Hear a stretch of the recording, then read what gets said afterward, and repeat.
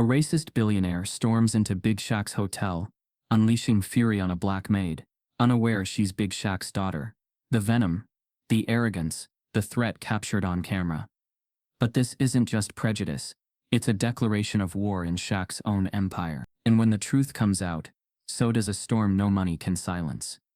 Before we deep dive into this interesting story, subscribe to our channel, and tell us where are you watching from.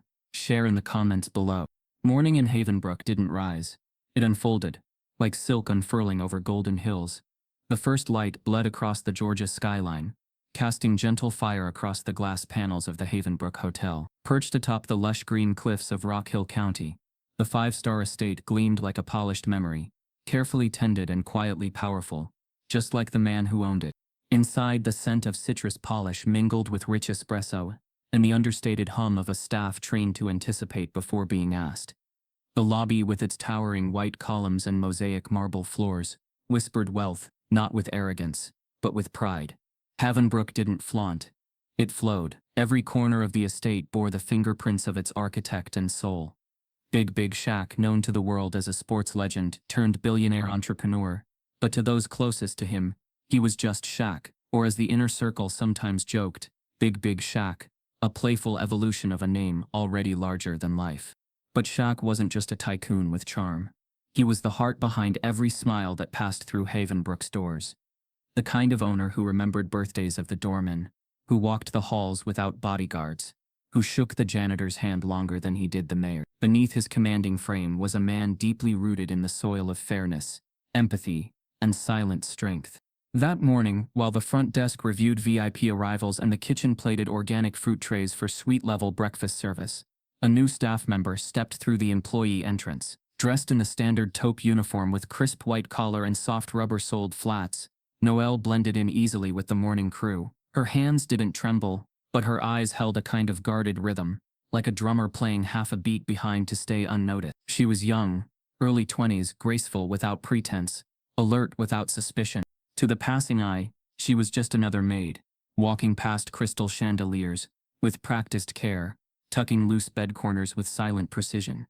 But to the observant heart, something flickered, a depth not easily explained. Noelle's eyes didn't scan the hotel like a servant's. They read it, like a map she already knew, as if she belonged to the bones of the building. And she did. Noelle O'Neill wasn't here by chance. She was the only daughter of Big Shaq and Shawnee Henderson, the quiet power behind the hotel's philanthropic arm. Noelle had returned from studying abroad with a vision, a private conviction that wouldn't let her rest. She wanted to know the hotel not from the boardroom, but from its foundation. She wanted to feel its pulse, its culture, its cracks, to walk the floors like the invisible hands who made them shine. So she came not as a daughter of empire, but as a maid with a different kind of inheritance. The arrangement was private. Only her father, the head of security, and the HR director knew her real identity. To the rest, she was a newcomer with good posture and quiet manners. And that's how Noelle wanted it. Her father, ever the protector, had questioned the plan. "You don't need to prove yourself," he'd said. But she did, not for pride, but for clarity. There were things a balance sheet couldn't tell you about people, and Noelle needed to see Havenbrook without the filter of fear or favor. Her first assignment was on the third floor, mid-level guest suites reserved for business travelers and long-term clients. She moved with grace through the hallway, balancing her cart, nodding softly to other maids. Inside room 314, she replaced linens, noting the brand of cologne lingering on the nightstand. Noting everything. She wasn't just observing, she was cataloging. Not in rebellion, but in love. Every towel she folded, every bin she emptied. Noelle watched the way staff interacted, not just with each other, but with guests. Some smiled from the heart, others smiled out of obligation. Noelle saw where morale dipped, where eye contact broke too quickly. There was something brewing beneath the polish, something she couldn't name yet. By noon, sunlight had poured fully into Havenbrook's grand foyer, scattering diamond-like flecks across the water sculpture that anchored the center. Guests in tailored suits passed through the revolving doors, greeted with flutes of lavender water and honeyed welcome notes. And still, Noelle moved through it all, unremarkable, except to the viewer who knew. There was one moment, brief, almost forgettable, that clung in the air like smoke. Noelle, delivering fresh towels to room 409, had stepped out just as an older guest brushed past her, speaking into his phone. His voice wasn't loud, but the venom was unmistakable. No, I'm staying at Shaq's place. Fancy stuff, but yeah, a lot of diversity on the staff. Guess they let anyone in these days. Noelle didn't flinch. She didn't turn. She just kept walking. But in her chest, something tightened. Not just from the words, but from the ease with which they were spoken. The normalization of dismissal. She didn't report it. Not yet. She logged it in her mind, in her heart, in the little notebook she kept hidden beneath her cleaning tray. Later that afternoon, as Shaq reviewed renovation plans in his private office on the top floor, a monitor to his right flashed a routine hallway feed. He watched Noelle pass through frame 17B. No one else would have noticed her, but he smiled faintly. She moved like her mother, head high, rhythm steady. He leaned back, tapping a pen against his desk. He trusted her. But the world wasn't kind, even here, especially here. And so, while she walked the halls learning the hotel from the ground up, Shaq quietly began watching the staff closer. He had cameras, yes, but he also had eyes. Trusted old guards, concierge agents, even bartenders who'd worked with him since the first brick was laid. He sent out a soft signal: watch, listen, don't interfere yet. By day's end, Noelle sat in the staff lounge, sipping vending machine coffee and sketching notes in her notebook. Her back ached slightly, her nails were dulled, and her shirt smelled faintly of bleach. But she smiled. Because she had seen something today, not just the cracks, but the people. The hotel pulsed with stories, and she was here to learn them all. Tomorrow, she'd meet the man in the penthouse. Tomorrow, everything would begin. The Rolls-Royce coasted to a stop in front of Havenbrook's grand entrance, its silver exterior catching the afternoon sun like a blade. Out stepped Clinton Wexler, a man who didn't walk so much as he announced his presence. Shoulders stiff with inherited pride, nose tilted upward just enough to make the air around him feel charged with judgment. The pinstripe suit he wore wasn't just tailored, it was weaponized, a signal to the world that money, legacy and entitlement had converged in one unshakable man. Wexler didn't smile at the valet. He handed off the keys without eye contact and strolled through the double doors like he owned the place. In truth, he almost did. A potential investor with connections laced deep into political and real estate circles, he was being courted for Havenbrook's upcoming expansion project, a new wing meant to diversify luxury lodging into urban centers. The irony was bitter. Wexler despised the very communities the expansion was designed to uplift. But to him, profit was profit. He didn't believe in causes, only percentages. The front desk greeted him with a polished welcome. He barely looked up. His words came sharp, clipped and carried the weight of a man unaccustomed to being questioned. Penthouse. Make sure there's French sparkling water, not the garbage with Italian labels. The receptionist nodded politely, though her stomach turned. Wexler's reputation had preceded him. As he rode the private elevator up, the mirrored walls caught his smirk. He adjusted his cufflinks, not for function but for ritual. Clinton Wexler wasn't a man who changed with time, he forced time to orbit around him. Meanwhile, across the hotel, Noelle moved with quiet diligence. She had received the room assignment without flinch, penthouse-level service. Her expression didn't waver, but her steps slowed slightly. She had heard whispers of Wexler's arrival from other staff members, the tone of their voices sharpening just slightly, like a warning built into small talk. Still, Noelle had never met him. Her eyes narrowed slightly. She didn't fear people like Wexler. She studied them. Later that afternoon, while preparing the suite, Noelle entered the penthouse with a fresh tray of orchids and a stocked minibar cart. Wexler stood near the floor-to-ceiling windows, on a call back to her. He didn't pause, didn't acknowledge her presence. Yeah, I'm at the hotel, Shaq's place. Lavish. Predictable. Staff's exactly what you'd imagine. All quotas and smiles. Noelle didn't react. Her hands remained steady, as she set the flowers into the crystal vase. She didn't look at him. She didn't need to. Men like Wexler waited for a reaction to feed on. Her silence was not submission. It was strategy. The call ended. Wexler turned, sipping bourbon now, eyeing her without disguise. "What's your name?" he asked, voice like a stone skipping across still water. All bounce, no depth. "Noelle, sir," she answered plainly, standing upright. "Figures. And how long have you been with the hotel?" "First week." He smiled, or rather performed a gesture resembling one. "Ah, that explains it. They're letting anyone in now." "Still, I suppose, There's charm in authenticity. Just don't let the linens go brown. That's the fastest way out. Noelle gave a respectful nod, turned to leave. The door clicked softly behind her, but the temperature in the suite remained cold. The kind of cold that didn't come from air conditioning. Downstairs, Big Shaq reviewed his calendar with the operations manager. He paused at the highlighted name, Clinton Wexler. The pen in his hand tapped once on the glass desk. A soft sound.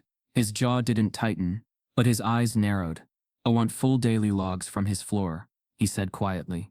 "And send Noelle's schedule to me, without edits." He didn't need to elaborate. His staff knew what that meant. Shaq had never been a micromanager, but when he did take interest in the small details, it meant something wasn't sitting right. Over the next 3 days, the air around Wexler grew darker. He made jokes, loud ones, in the hallway about diversity hires and how Havenbrook was turning into a luxury version of a community center. He dropped towels on the floor deliberately and asked Noelle to earn her tips. He never touched her. He never cursed. But his words were acid dressed as elegance, coded cruelty laced with plausible deniability. The staff felt the tension but remained frozen. He was a billionaire. His investments could shift careers. No one wanted to be the one who spoke first. Noelle endured each shift like a flame behind glass. Contained but never extinguished. She noted his patterns. The way he poured drinks but never finished them. The way he called other staff boy and sweetheart, regardless of their age. She didn't complain. She didn't confide. But each night she updated the private file her father had given her access to.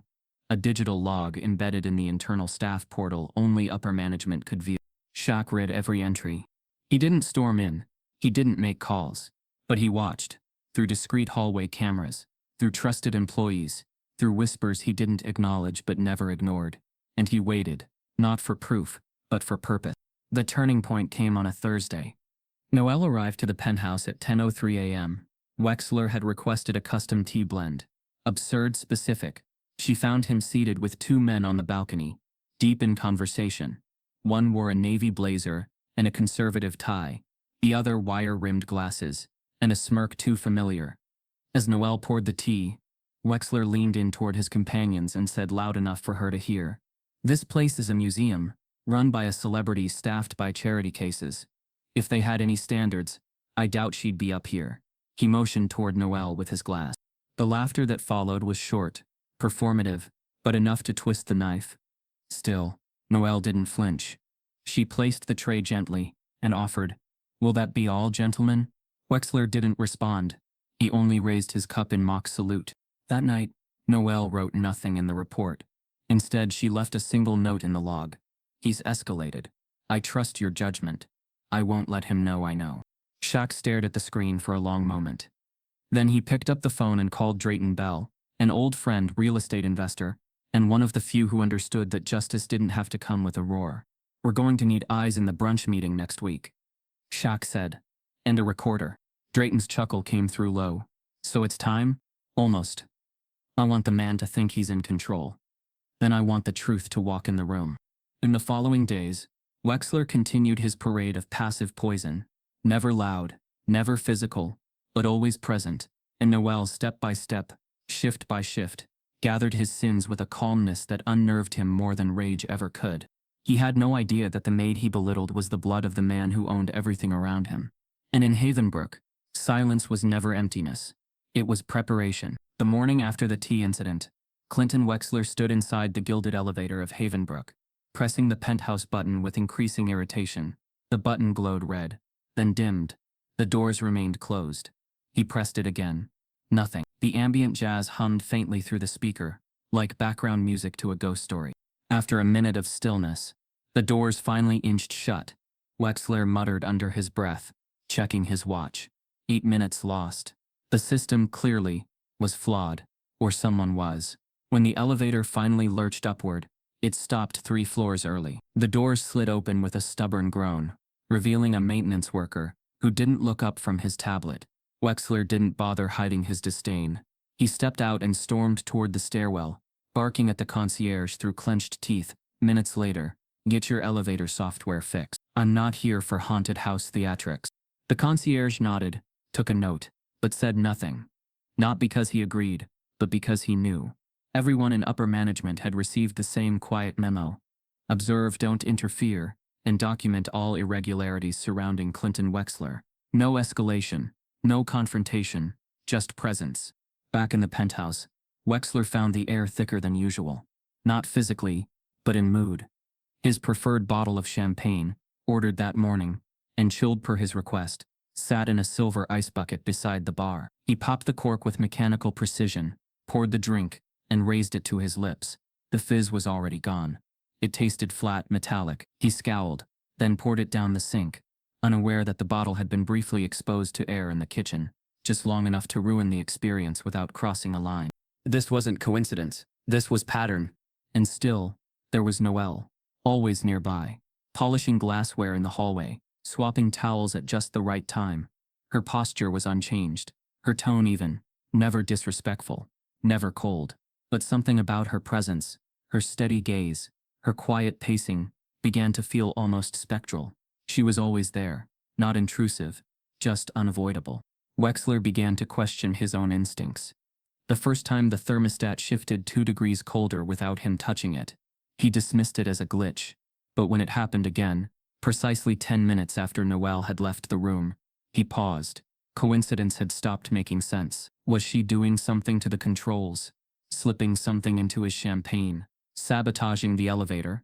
He had no proof, no recordings, but the suspicion coiled around him tighter each day. And that's when the whispers started.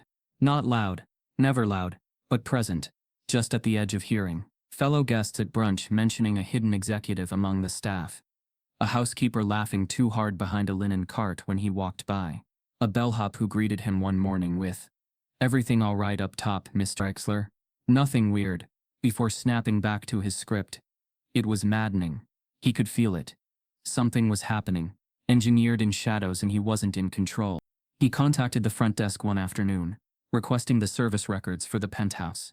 His voice was measured, but sharp. "I'd like to know who's been assigned to my floor for the past week, for security reasons." The staff complied within policy, sending him a general log. He scanned the list. Noelle's name appeared more often than it should have. Scheduled for multiple shifts, others were rotated out of. An anomaly, not damning, but odd. That evening, as he watched the city lights blink beyond the balcony glass, Wexler poured another drink. Bourbon this time. Noelle arrived with fresh linens. He didn't speak to her. He just watched her. The way she moved without fear. The way she adjusted the duvet with precision. Like someone trained for something more. And for the first time since his arrival, Wexler felt the cold seed of uncertainty settle in his chest. She was hiding something. He knew it. Elsewhere in the building, Shaq reviewed the week's surveillance tapes. His office was dark, save for the glow of the monitor. He wasn't smiling. He wasn't angry. His face remained neutral, but focused. Each clip confirmed what he had already known. Wexler wasn't just a problem. He was a symptom of a larger disease, the kind that smiles in boardrooms and poisons the floor staff. But Shaq wasn't just watching Wexler. He was watching Noelle, not with concern but with revelation. She wasn't just holding her ground. She was orchestrating. It had been her idea, months ago, to recommend Wexler as a potential investor.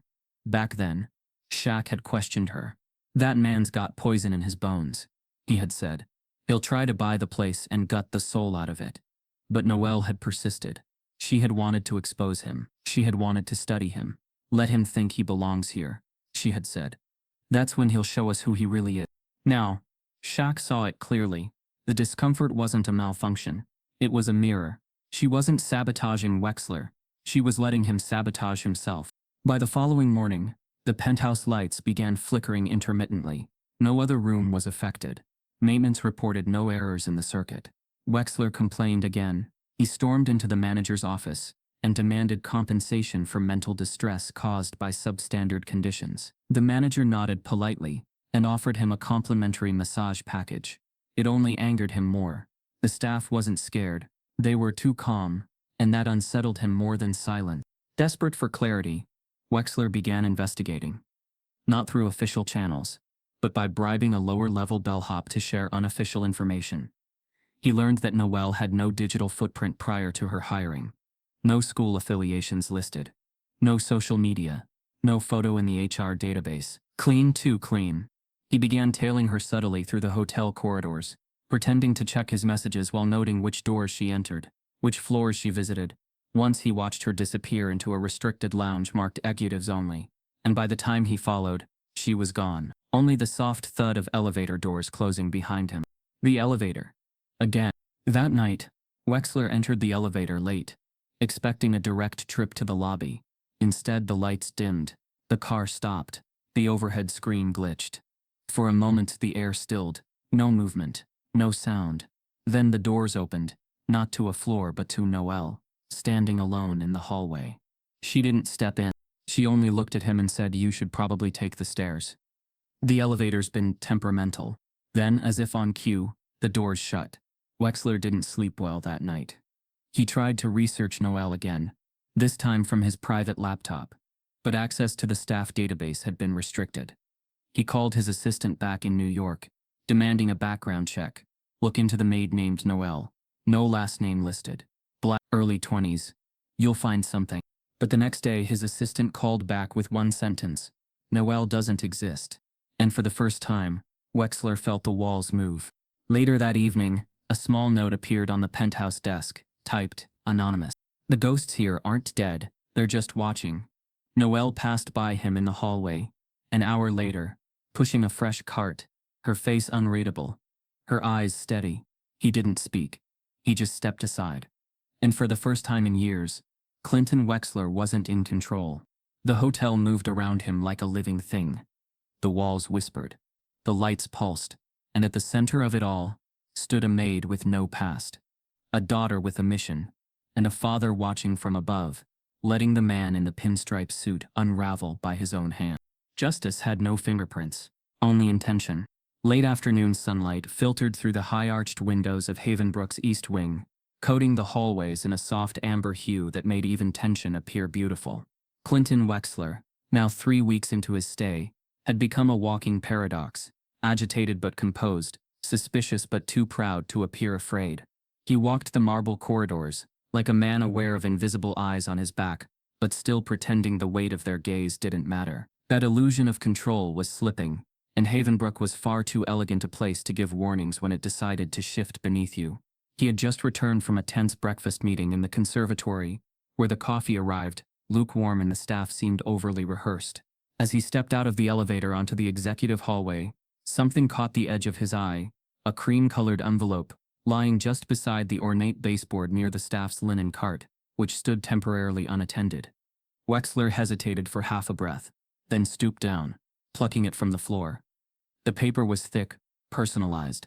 A woman's careful handwriting curled across the front. "Dad." Nothing more.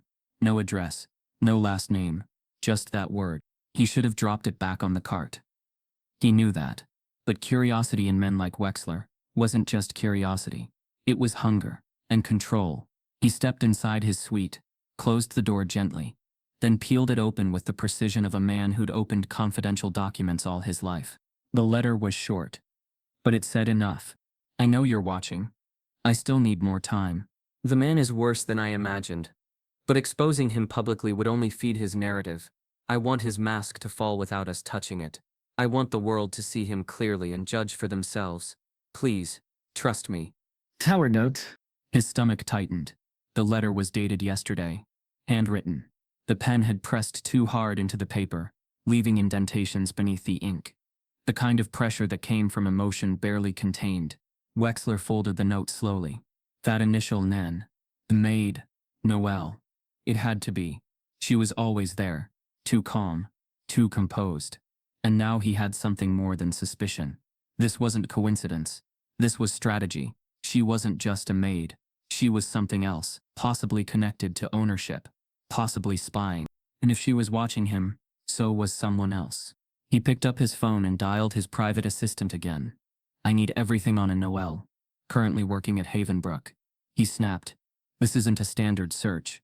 I want background checks, aliases, offshore data pulls if necessary. I want bloodline matches. You understand?" The voice on the other end hesitated. "Yes, sir. We've started something. It's taking longer than usual. Work faster." He hung up, eyes locked on the letter. Downstairs, Noelle sat across from her father in a staff-only utility office temporarily repurposed for their private meetings. The lights were dim, and the only sound came from a nearby laundry chute, echoing with the dull thump of towels. Shaq sat on a weathered steel chair that somehow still looked like a throne when he occupied it. His frame was relaxed, but his expression was not. He tapped a knuckle slowly on the desk, eyes fixed on her. "You dropped a letter," he said simply. Noelle didn't flinch. "You read it?" "No," he lied. She exhaled. "Then let me say what's in it. Again, I need time. I know you want to pull him out. Call the lawyers. Blow it all up. But I've been watching him. He doesn't break when you hit him. He breaks when you leave him alone. That's what men like him can't stand. Being unseen." Shaq folded his arms. "You've done more than just watch." "Yes. Because that's what's required. I put him in the space to reveal himself. All I've done is set the frame." He paints the picture. His eyes narrowed. "Why him, Noelle? Why Wexler? Why bring that poison into this place? You had better targets." She nodded slowly, gaze steady. "Because he represents a specific type of power, the kind that never needs to say anything violent, the kind that smiles while stepping on people. If we're building Havenbrook to serve people who've been stepped on, then this building has to be strong enough to face down that kind of power and not blink." Silence stretched between them. Shaq leaned forward. "And if he figures out who you are, then the game changes. But it doesn't end." He looked at her for a long time. He didn't see a daughter anymore. He saw a strategist, a warrior with velvet armor. Still, the protective part of him gritted its teeth. "You shouldn't be in this deep," he muttered. "I was born into it," she replied. Upstairs, Wexler sat in his suite, sifting through digital files and printouts hastily delivered via courier. He'd uncovered inconsistencies in Noelle's employee file. No educational record, no ID verification, no previous employment. Her tax information was routed through a training program, linked to a shell company that hadn't posted a public statement since. He pulled strings, called favors. Nothing came back with clarity. And that was clarity. She was hidden, deliberately, carefully, protected, which meant someone powerful was shielding her. The letter still sat in the drawer, sealed back into its envelope, like a sleeping serpent. He couldn't confront her directly, not yet, but he needed leverage. If she was who he now suspected, Big Shaq's daughter, then this wasn't about petty sabotage. This was warfare, waged politely, and Clinton Wexler had built his empire on hostile takeovers. He requested a private meeting with the Havenbrook Development Board, citing investment concerns. The response was prompt but non-committal. A meeting would be arranged at the earliest appropriate time. In hotel language, that meant not until we want it to happen. He knew the walls were closing. The next morning, he wandered into the hotel's lost and found office, feigning casual interest. The staff manager greeted him nervously. "I thought I saw something dropped by my suite door yesterday," he lied. "A small envelope. Probably nothing. But if anyone's turned anything in..." The manager shook her head. "Nothing matching that description, sir. We logged every item. If it wasn't turned in, it wasn't found." He offered a fake smile and walked out, heart already pounding. They knew. They had to. Back in the staff corridors, Noelle quietly altered her service route. She didn't want to see Wexler today. Not yet. Not until the next piece of her plan was in place. She had arranged a discreet meeting with Drayton Bell, the investor friend her father trusted, a man Wexler didn't yet suspect. Drayton had agreed to a private brunch with Wexler in 3 days. There, everything would shift. Until then, Noelle would disappear slightly. Stay present, but fade just enough. Let the silence drive him mad. Let the pressure mount. Because when a man like Clinton Wexler starts losing his grip, he doesn't lash out. He unravels, elegantly, publicly, completely. And that was exactly what she needed. That night, Shaq stood alone on the rooftop garden above the penthouse. He watched the stars, hands in his pockets. His hotel was still immaculate, still golden. But tonight it was also fragile. He whispered to no one, "Please be right, Noelle." Below him, in the most expensive room in Georgia, Clinton Wexler lay wide awake, staring at the ceiling. The silence was heavy, the air too still. Somewhere far beneath him, a young woman had outmaneuvered him, not with noise, but with patience.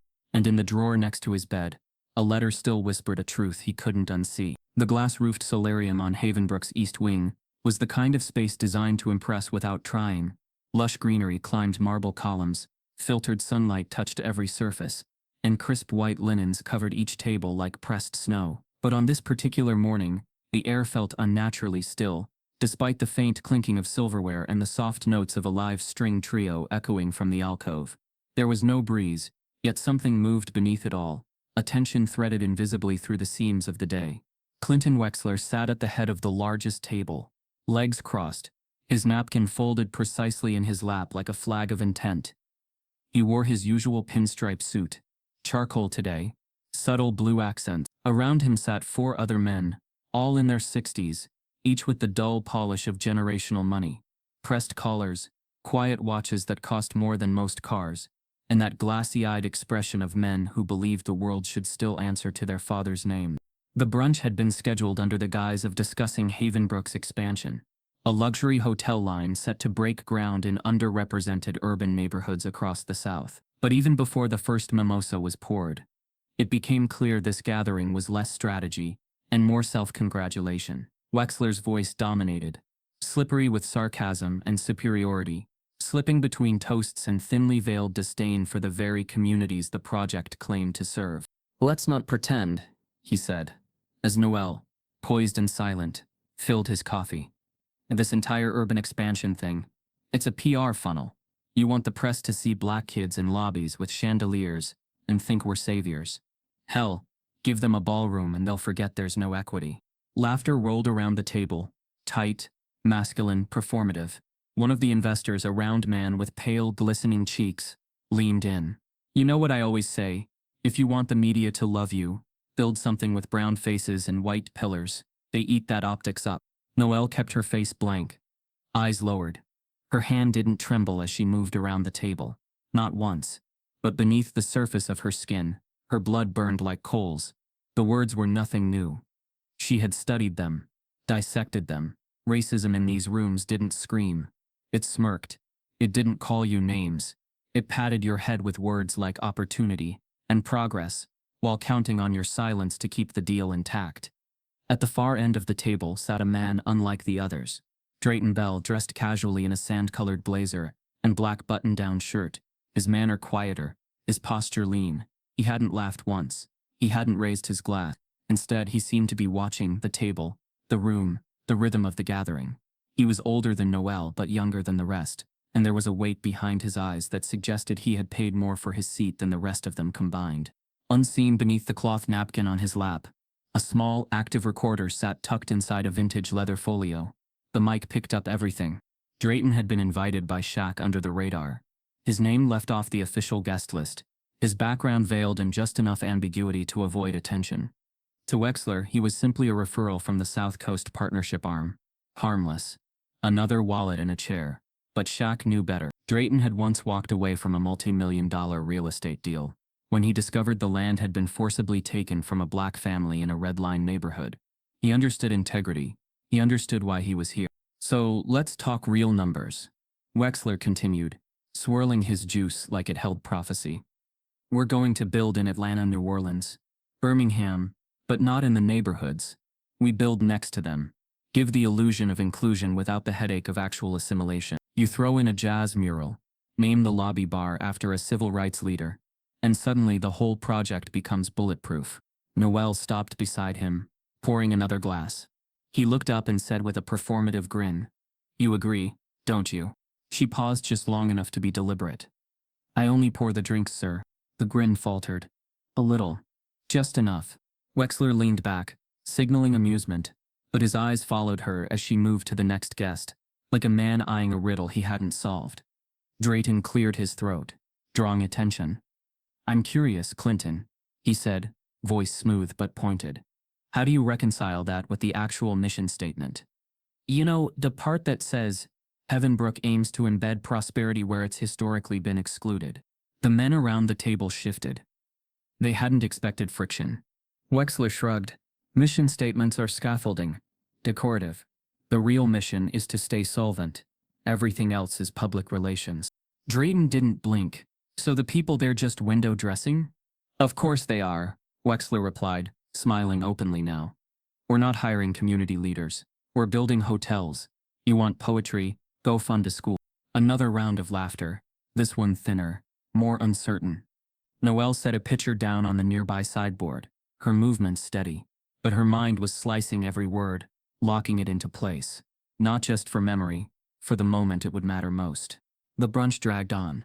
By the time dessert was served, a trio of lemon tartlets dusted with gold leaf, the conversation had drifted into territory even more grotesque. One investor began comparing the tax write-offs of urban developments to church donations, with better furniture. Wexler followed with a joke about hiring local teenagers as hospitality trainees for media attention. Drayden excused himself early. He didn't need more tape. He already had enough. As he passed by Noelle on the way out, he gave her the briefest glance. No nod, no words, just understanding. She nodded back. A silent handoff. The storm had been recorded. After the table cleared and the vultures flew off in chauffeured sedans, Wexler remained in his chair, staring into his empty glass. Noelle returned to clean the settings, her hands a choreography of grace and detachment. "You're not like the others," he said suddenly, watching her. She didn't look up. "Is that a compliment, Mr. Wexler?" He chuckled. "It's an observation. You move like someone who already knows the answers." She paused. "Or maybe I just know the questions that matter." He tilted his head. "Are you sure you're in the right job?" She met his gaze, for the first time in days. Calm, unapologetic. "Absolutely." She turned and walked away. Wexler sat there longer than he intended to. Something about her reply lingered. It wasn't defiance. It wasn't insolence. It was certainty. And men like him had spent their entire lives controlling narratives. But here in this golden hotel, a young maid had slipped beneath his armor without ever raising her voice. Later that night, in Shaq's private office, Drayton slid a small USB drive across the desk. "I didn't even have to provoke him," he said, sitting back. Shaq picked it up, turned it over once between his fingers, then placed it in the drawer. "How bad?" he asked. Drayton exhaled. "Bad enough to burn bridges, good enough to build new ones." Shaq didn't speak for a while. Outside, the moonlight ran in rivers over the glass dome above the solarium. The same room that had just hosted the performance of privilege now felt like a stage waiting for a reckoning. "Thank you," Shaq said quietly. Drayton stood. "You know what comes next?" "I do." The old friends shook hands. In her quarters, Noelle listened to the playback on her backup recording device. She wasn't crying. She wasn't angry. She was focused. She knew the plan was entering its next phase. Exposure wasn't the end goal. It was the bridge. The thing that would separate the past from what came next. Tomorrow the board would meet. Tomorrow the footage would be reviewed. And tomorrow, Clinton Wexler would learn that brunch, in the wrong place, with the wrong audience, could taste like the beginning of an end. The sun had barely risen when Clinton Wexler stepped off the elevator, with the groggy entitlement of a man who expected the world to follow his footsteps like a well-trained valet. Still half-dressed in slacks and an undershirt, he rubbed sleep from his eyes, nodding dismissively at a passing bellhop, and made his way toward the penthouse door. But when he reached it, something was off. He tapped his keycard. A red light blinked. No click. He tried again. Red. No sound. No movement. Wexler scowled, pulling the card out and checking its edges like the plastic was to blame. He tried a third time. Same result. A fourth. Still nothing. "What the hell?" he muttered, then jabbed the doorbell. No answer. 10 minutes later, a uniformed security officer arrived. Polite, calm, and perfectly practiced. "Apologies, Mr. Wexler," the man said. "There appears to be a system error. Tech says there's been a re-authentication loop on the lock. Could take a few hours to recalibrate." "A few hours?" Wexler's tone sharpened like a blade. "This is the penthouse suite. Fix it." "We're working on it, sir. In the meantime, you've been temporarily reassigned to one of our premium executive rooms. We've arranged immediate transport for your luggage." Wexler's jaw clenched. "I didn't authorize any reassignment. It's protocol during system errors. We're very sorry." He followed the officer reluctantly down the hallway to a room 3 floors below. The suite was luxurious by any measure. Walnut furniture, brass detailing, floor-to-ceiling windows. But for Wexler, it wasn't the penthouse, and that fact alone boiled his blood. He was being shifted, downgraded, disrespected. Inside the room, he found his luggage already delivered, neatly placed beside the closet. Someone had gone through great effort to make the transition seamless. Too seamless. It wasn't a glitch. He knew it now. This was deliberate. At noon, he stormed down to the front desk demanding an immediate explanation from management. This kind of failure doesn't happen in five-star operations, he barked. I've seen how systems are handled. This is manipulation. The front desk manager offered apologies with corporate smoothness. We completely understand your frustration, Mr. Wexler. The IT department has informed us the lock's algorithm experienced an override glitch. We've escalated the issue. Wexler narrowed his eyes. Override? A rare instance, she replied calmly. The system logged an external trigger, likely a software conflict. He said nothing, but he knew that was nonsense. He'd had enough external triggers to know what it really meant. Someone had removed his access. When he returned to his temporary room that afternoon, he found Noelle adjusting the bedding, smoothing out corners with meticulous care. She looked up, her face unreadable. I didn't ask for service, he snapped. Your profile schedules it twice daily. Would you prefer I come back later? He stepped into the room, closing the door behind him. No, he said. Let's get this over with. She continued working, unbothered. Wexler sat at the writing desk and stared at her in silence. The distance between them felt different here. The penthouse had space, a view, air altitude. This room felt narrower, more compressed. The walls listened now. The floor remembered every step. After a moment he spoke. You think I don't see what this is? Noelle didn't stop working. I'm not sure what you mean. You've been watching me. Manipulating things. You and your invisible puppet master. He stood, slowly. Let me guess. Daddy's watching through the cameras, right? Noelle turned toward him then. Steady. I think you're upset, Mr. Wexler. Maybe you should sit. You know what I think, he continued, voice lower now. I think you're a plant. I think you've been playing the staff game just to get close. You've got this whole self-righteous act, pretending to be above it, but I've seen people like you before. Playing poor while you're born rich makes you feel like a hero, doesn't it? Noelle didn't answer. Her eyes held firm. He stepped closer. Let me tell you something, he hissed. No matter how much you pretend to be one of them, you'll never belong. You're not street. You're not staff. You're just a rich girl with a savior complex. And when this blows up, and it will, your name won't be anywhere near the foundation. It'll be buried under your father's shadow. That's when his voice rose. And if I decide to press charges for discrimination, defamation, mental harassment, his hand gestured in the air between them, then you'll wish you'd stayed in the damn boardroom. She didn't back away. Instead, she moved calmly to the door, opened it wide and turned back toward him. Your room's been serviced, Mr. Wexler. Have a good day. He stood frozen. You're dismissing me? She tilted her head, almost pitying. I'm not your employee, sir. I'm the hotel's. He opened his mouth to respond, but she had already stepped into the hallway, leaving the door open behind her. Across the hall, unseen behind a mirror-surfaced wall panel, two small cameras blinked quietly, feeding directly to the hotel's security terminal and to Shaq's private server. Later that evening, Wexler was called to a meeting with the hotel's internal operations lead. He arrived smirking, ready for war, with legal threats preloaded. But the room wasn't what he expected. No oak tables, no stern faces, just a digital screen, wait. When the footage began, his smirk faded. There was him accusing, inching too close, verbally agitated. There was Noelle, composed, professional, unshaken. There was everything. The screen froze. The voice across the table was cool and clinical. For liability and safety, all executive-level suites are monitored when unoccupied or during service operations. You entered a restricted proximity threshold. Miss Noelle filed no complaint, but our legal team has logged the incident. Wexler's jaw twitched. She set me up. No, the voice replied. She de-escalated you. You can't use this. We're not using it yet. Silence stretched. The message was clear. They weren't threatening him. They were inviting him to step back. He left the meeting shaken, a tremor in his hand as he reached the elevator. The door opened quickly, and for once the ride felt longer than usual. There was no music this time. Just a hum, a mechanical whisper. He exited on the main floor. His access to the penthouse remained revoked. His ego, punctured. His narrative, derailed. That night, in the quiet garden, on the north terrace, Noelle stood alone, looking out at the reflection pond. Shaq approached from behind, hands in his coat pockets. He said nothing for a while. The stars were out. The wind had returned. You handled it, he said finally. He showed himself, she replied. You good? She nodded.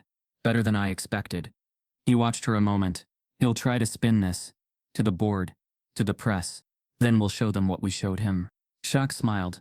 Not because it was over, but because it was only beginning. Let him talk, she said softly. He's already lost the room. And somewhere, in a suite without a view, Clinton Wexler sat on the edge of the bed, the lights off, the silence deep, and realized the hotel had stopped whispering. Now, it was watching, deep beneath the elegance and polish of Havenbrook's public facade, hidden beyond guest elevators and off-limits staff corridors, there was a floor that didn't appear on any brochure or building map. No signs pointed to it. No guests ever walked past it. Level B2, known internally only as the archives floor, was a vault, not of money but of memory. It was where records lived, not just maintenance logs and occupancy charts, but incident files, surveillance reviews, HR flags and internal conflict assessments. Everything the public never saw, but everything that built the hotel's spine. This floor wasn't accessed lightly. You didn't just arrive there with a swipe.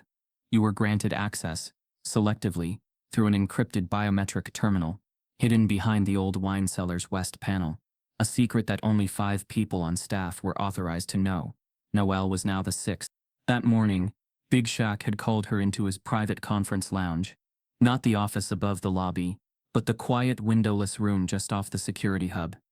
His face was serious, but something in his expression had shifted. It wasn't hesitation anymore. It was permission. You're ready, he said. What you put into motion, we need to preserve it properly. Log it. Back it up. If they come at us, they'll rewrite the story. We need our version stored somewhere they can't reach. She nodded. No questions. She was ready. An hour later, Noelle stepped onto the archives floor. The corridor was dimly lit with motion-sensitive lamps that flickered on one at a time.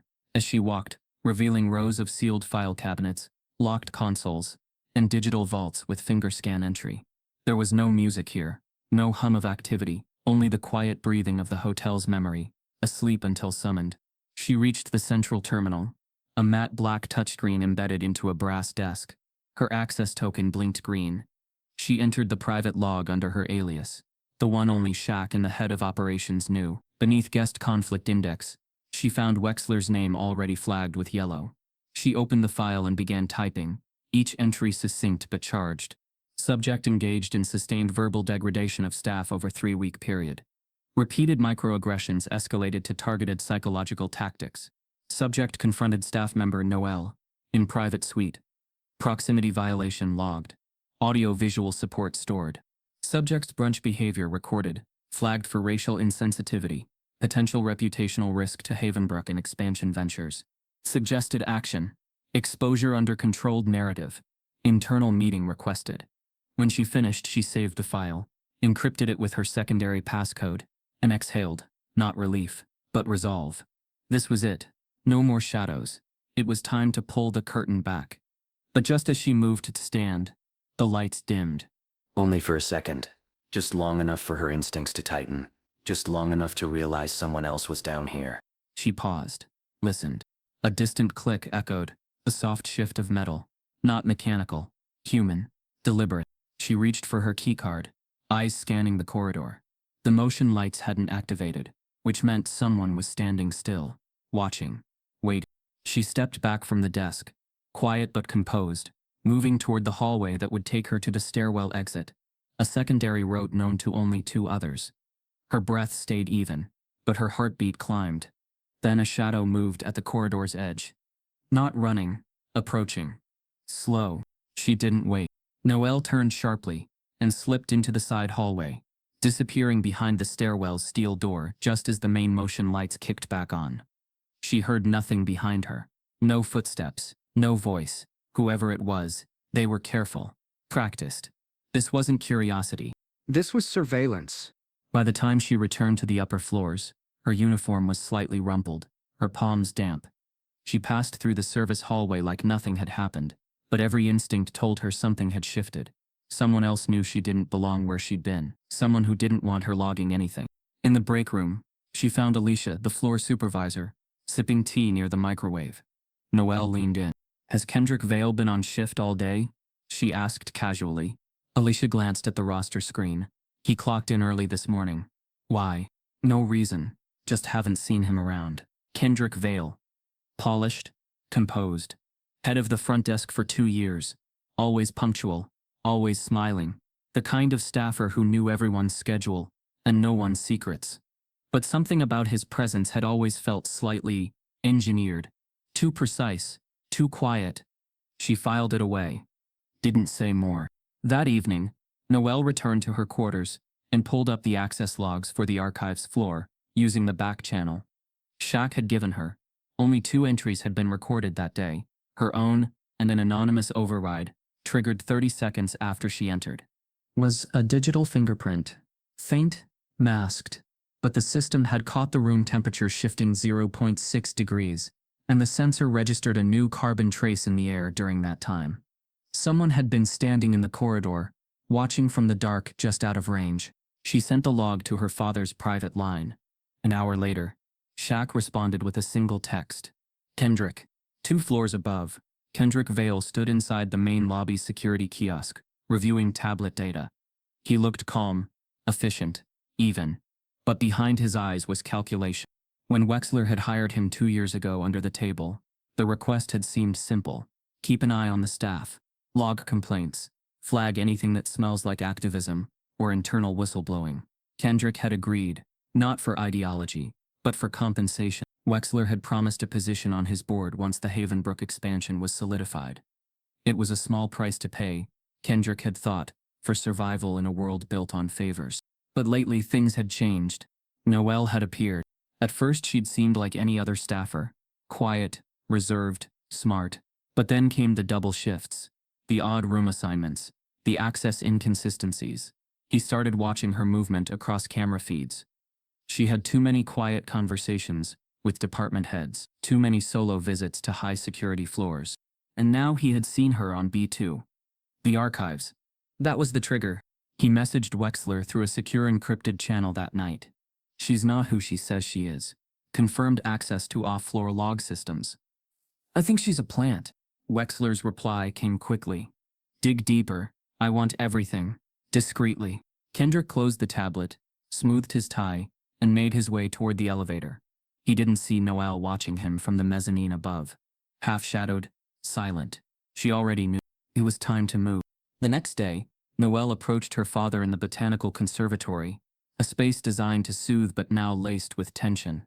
She handed him a printed copy of Kendrick's full system access report, time-stamped, matched to her own entries.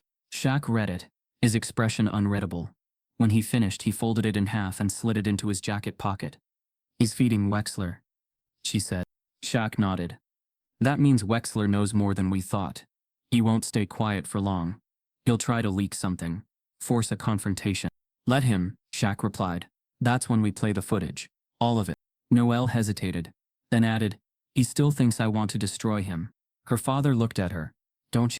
She shook her head. I want him undeniable. Exposed in the most public, indisputable way. I want to remove the question. I want the board, the investors and every staff member to see exactly who he is. Not from my word, from his own. Shaq nodded slowly. You're already being followed. I know, she said. But let them keep watching. She walked away, head high, heart steady. Below her the hotel whispered, not warning but witness. Every corridor, every screen, every locked drawer in the floor below, secrets held her truth now. And it was almost time to open them. It was just past 7 as an a.m. when Clinton Wexler stepped into the grand lobby of Havenbrook, a single suitcase trailing behind him, his face tense with the quiet urgency of a man trying not to look like he's running. He hadn't slept. He hadn't eaten. He'd spent the night pacing his suite, feeling the walls inch closer with each hour, breathing in the paranoia he once projected onto others. Something was shifting around him, and for the first time in years, he couldn't control the narrative.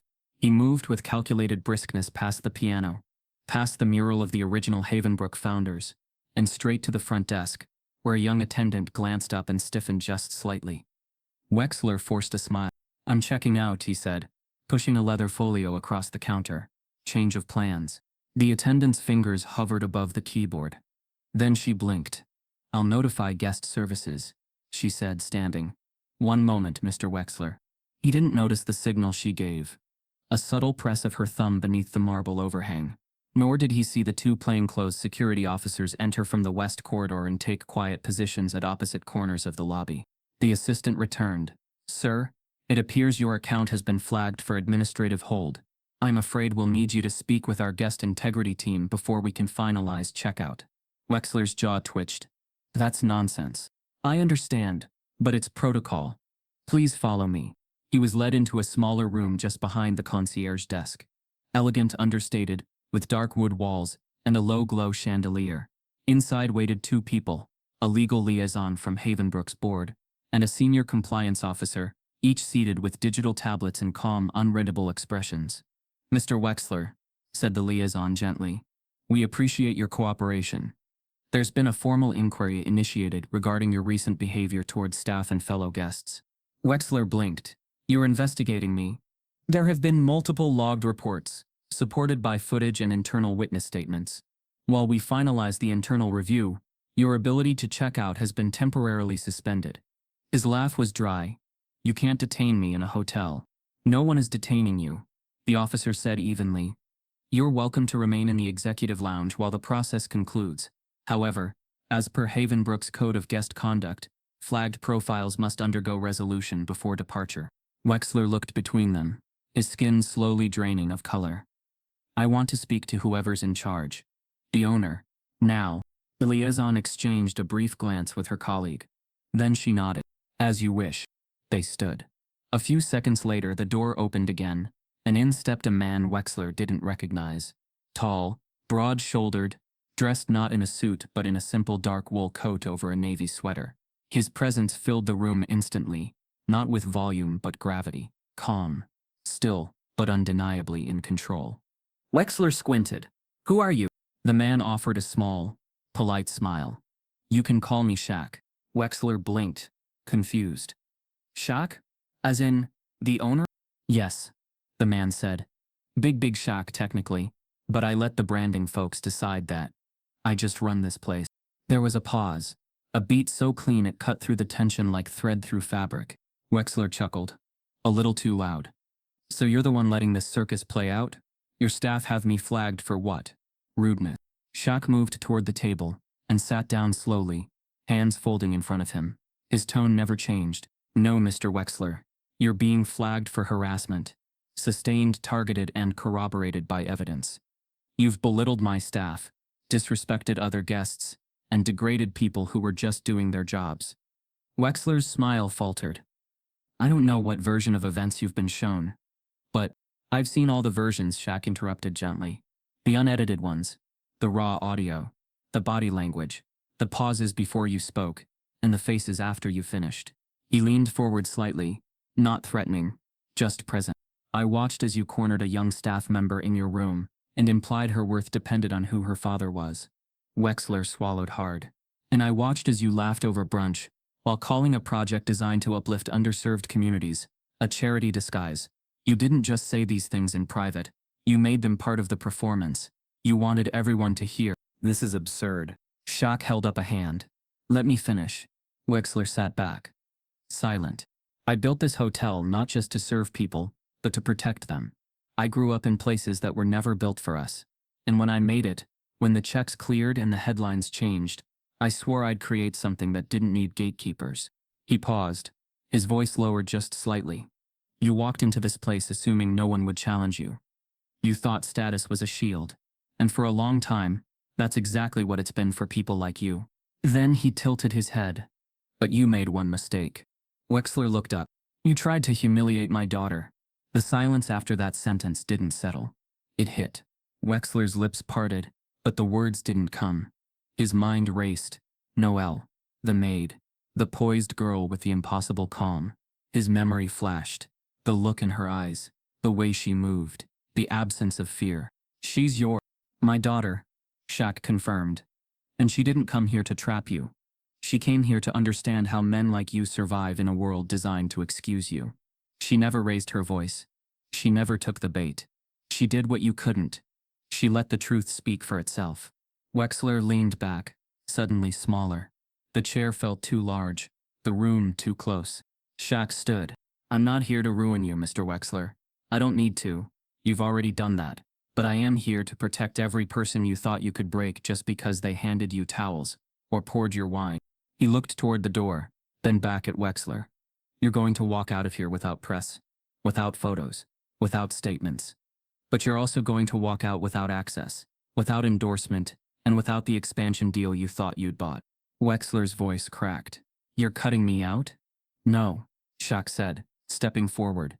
You cut yourself out. We just confirmed it. He turned to leave, but paused one last time. Checkout is at noon. Security will escort you from the premises.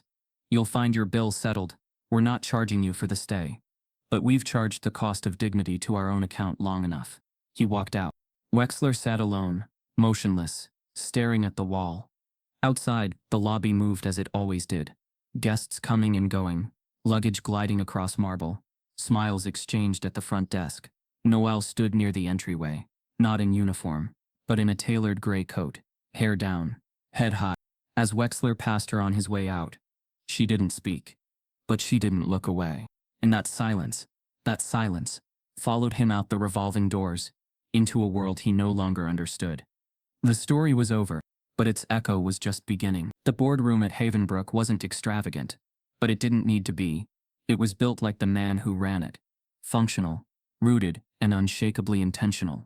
No skyline view, no showy chandelier, just a long walnut table, 12 high-backed leather chairs, and a 72-inch screen mounted clean against the far wall. That screen, for the past 8 minutes, had been playing silence louder than any voice in the room. The footage rolled in exacting detail. Time-stamped high-definition clips pulled from the penthouse suite, the brunch solarium, and hallway angles the average guest never noticed. The sound was clean, sharpened from directional mics built into the ceilings, and the faces were unmistakable. Clinton Wexler, dressed as always in arrogance stitched into designer suits, had nowhere to hide from himself. First came the hallway footage, Wexler speaking into his phone, sneering about diversity hires and decorative staff. Then came the suite encounter, where Noelle stood calm as stone while he loomed too close, implied too much, and said too many things that couldn't be defended even with clever legal counsel. Next, the brunch recording, Drayton Bell's mic picking up every word, every mocking phrase, every investor's uncomfortable chuckle, as Wexler tore apart the urban hotel expansion model, with metaphors better suited to plantations than boardrooms. And finally, the moment that brought all breath in the room to a still. Wexler cornering Noelle by the minibar, not touching but pressing with his words, his entitlement, his hunger to feel above her even as he stared into a strength that refused to break. When the last clip ended, the room stayed silent. There were 9 people present. 5 investors, 2 board members, Shaq and Noelle. Wexler was not invited. His absence was intentional, so the evidence could breathe without rebuttal, so the truth could be seen without the performance. Shaq leaned forward, arms folded over the table. He didn't raise his voice. He didn't ask for their reactions. Instead, he spoke like a man who'd already said this to himself 100 times. We built Havenbrook to be more than a hotel. It's a statement, a contract with the people we hire and serve. It says you matter here. Not because of your money, not because of your title, but because you're human. He paused, then looked around the table. What you just watched was a guest. An investor even treat one of our staff like her dignity was furniture. What you didn't see in those clips are the hundreds of quiet decisions it took to let him keep doing it. The laughter, the silence, the excuses. He turned slightly, facing Noelle seated beside him, not behind him. But what you also didn't see, he continued, was how she carried herself when no one else stepped in. How she kept the peace without losing her soul. How she let the cameras, and not her anger, do the work. Noelle sat upright, her face calm, her hands in her lap. She didn't flinch. This wasn't for drama. This was the moment her silence turned to record. One of the investors, a tall man with silver hair and a nervous tick in his thumb, cleared his throat. This footage, I don't know how to say this. If it gets out, it won't, Shaq said. The man hesitated. But legally, we may be. Shaq cut in again. I'm not suing him. The room stiffened. I'm not destroying his name, either, Shaq added. That's not what this is. The board chair, a steely-eyed woman named Darlene Lattimore, leaned forward. Then what is this? He looked at Noelle. She nodded once, barely perceptible. It was her signal, Proceed. Shaq stood. I'm offering Wexler a choice, he said.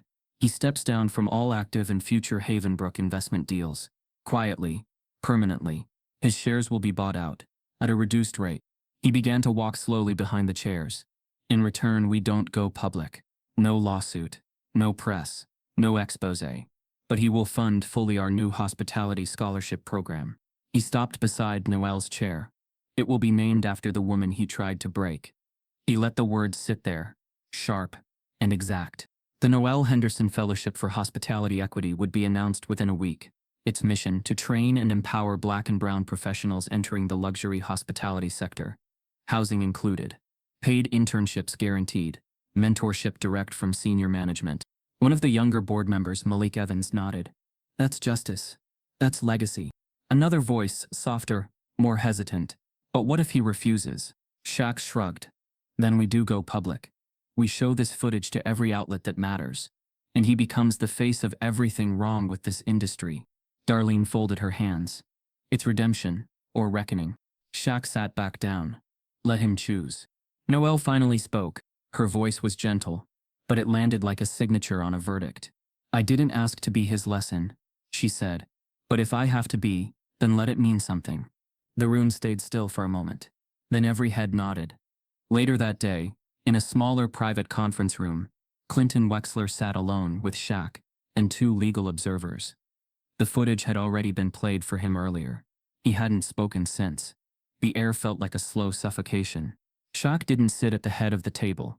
He sat across from Wexler, eye level. You've seen what we have. You know what this means. Wexler didn't blink. You're blackmailing me. No, Shaq said evenly. I'm offering you a way to be better than you were. You want me to bankroll her career? Shaq shook his head. We don't need your money. We're giving you the chance to repurpose it. Wexler leaned back, lips tight. You're asking me to admit guilt. I'm asking you to show growth. I should walk, Wexler said. Shaq leaned in. Then you should run. Because what we have doesn't disappear if you leave this room. It becomes a headline, a boardroom cautionary tale. And that's not justice. That's just noise. Shaq stood. But what I'm offering you, that's accountability. Wexler stared at the table. Why not ruin me? Shaq paused at the door. Because we don't need another man destroyed. We need the system that made him feel invincible to break. Instead, he opened the door, but before he walked out he added, she wanted you to That evening Noelle walked into the garden atrium, dressed in soft gray, her name tag gone, her badge changed. She wasn't staff anymore. Shaq waited beside the reflecting pool. He handed her a white envelope. She opened it. Inside was a one-page contract signed by Clinton Wexler. It read, I, Clinton Wexler, agree to forfeit all ownership, investment rights, and influence in any Havenbrook development, current or future. In exchange, I will fully fund the establishment and multi-year operation of the Noelle Henderson Fellowship for Hospitality Equity. I acknowledge that leadership begins with listening. Dated, signed, witnessed. Noelle folded it carefully, slid it into her coat. Shaq looked at her. You did it. No, she said. We did it. Quietly, thoroughly, without raising a hand. He smiled. And now? She looked across the garden beyond the trees, the hotel's glow, into something wider. Now, she said, we start teaching them how to rebuild. And for the first time since she walked into Havenbrook as a maid with a mission, she felt the weight of the world finally sit next to her, not on her. Because justice hadn't shouted. It had spoken. The morning light returned to Havenbrook, the same way it always had, gently, without ceremony, like a hand resting on a shoulder instead of a fanfare at the gates. But something in the way it poured across the marble floors, settled into the flower beds, and warmed the wood-paneled hallways felt changed. Not louder, just clearer, like the hotel had exhaled after holding its breath for too long.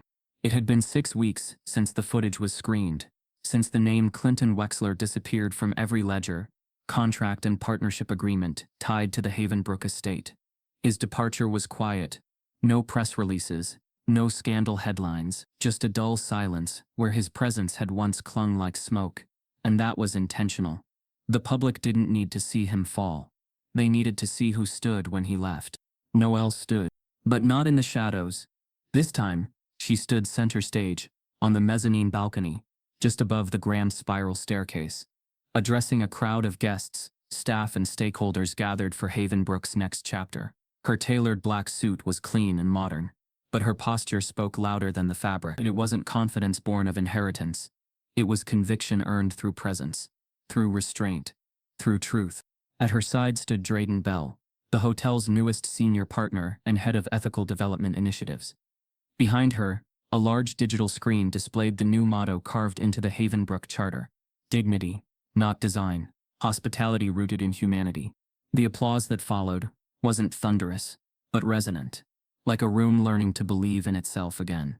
Noelle stepped down from the platform, weaving through staff who used to call her new girl, some who once whispered confusion about her long shifts, her odd room assignments. Now they smiled, nodded with respect, not out of fear, but understanding. She hadn't risen above them. She had risen with them. In the lobby, Shaq waited near the reflecting pool that marked the heart of the building. He stood in his usual way, feet apart, hands folded behind him, not as a mogul overseeing an empire, but as a man who remembered why he built it in the first place. His suit was slightly rumpled, the corner of his name badge clipped from years of wear, and his watch was still 5 minutes fast, just the way Lucille O'Neill, his late mother, used to set it, to remind him that he was never too important to be early. When Noelle approached, they didn't hug. They didn't exchange grand words. Instead, they stood side by side facing the new flow of guests entering the hotel. "She fits," Shaq said, gesturing toward the entrance hall, where a mother and her son passed under the hanging light sculpture now named the Legacy Lantern. "This place, she fits it now.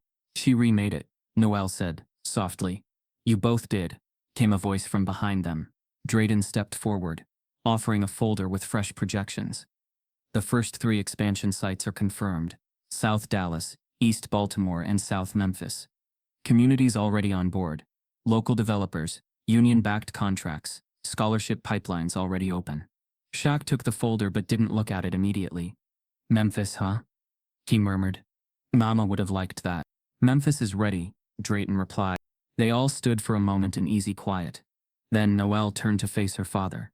"I want you to announce it with me," she said. Shaq raised an eyebrow. "Announce what?" Noelle nodded toward the courtyard where press had begun to gather. "Co-CEO," she said. "It's official today." He blinked, brow rising. "You sure you want to share that spotlight?" "I'm not sharing it," she said, eyes steady. "I'm standing where you've already cleared the room. Now we lead it together." He didn't smile right away, but the corner of his mouth shifted. "It's not going to be easy. It never was." He placed a hand on her shoulder, squeezed once. They stepped outside together, onto the open patio framed by columns that had once felt like barriers between the inner circle and everyone else. Now they stood like gateways. The reporters gathered close, clicking cameras already rising. Noelle took the mic first. "Havenbrook has never just been about rooms and rates," she began. "It's been about space, how we create it, who we offer it to, and what we ask in return." Her voice didn't shake. It didn't rise. It moved like sunlight across water, calm but impossible to ignore. "My name is Noelle Henderson. I began here as staff. I cleaned rooms. I took notes. I listened. And today, I take my seat as co-CEO, not because I was born into the role, but because I earned it inside these walls, and because I plan to use this platform to change what leadership looks like in luxury hospitality." The flashbulbs went off. "I do this with my father," she added, turning slightly. Shaq stepped forward, towering but grounded, voice low and steady. "I didn't build this place for power," he said. "I built it for presence, so that people who never felt seen could walk through these doors and know they belonged, not just as guests, but as part of something." He looked at his daughter. "I've worn this name tag for 20 years. I'll keep wearing it, even with new titles. Because the people who clean the rooms, the ones who pour the coffee, they aren't beneath us. They are us." Then he raised Noelle's hand once, lightly. "And now, they lead us." In the weeks that followed, Havenbrook moved not with chaos, but with direction. Wexler, true to his agreement, vanished from industry circles. His exit was listed in merger notes as voluntary restructuring. Privately, he remained silent. The weight of public redemption, or the fear of what could have been made public, kept him on the fringes. Drayton took the helm on the first expansion project, working closely with the local council in East Baltimore to convert a historic school building into a luxury boutique space that would hire directly from the community.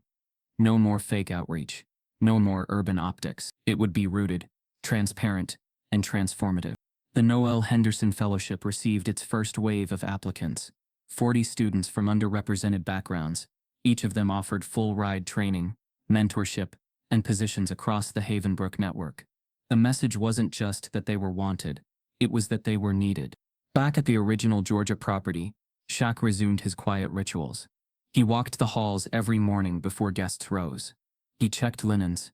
He asked questions no billionaire was expected to ask. You good today? How's your mom? You get your school schedule right? He wasn't performing. He was remembering. Because Havenbrook had changed, but it had always been his from the ground up. The miracle wasn't the structure. It was that he'd raised a daughter who didn't ask for a key.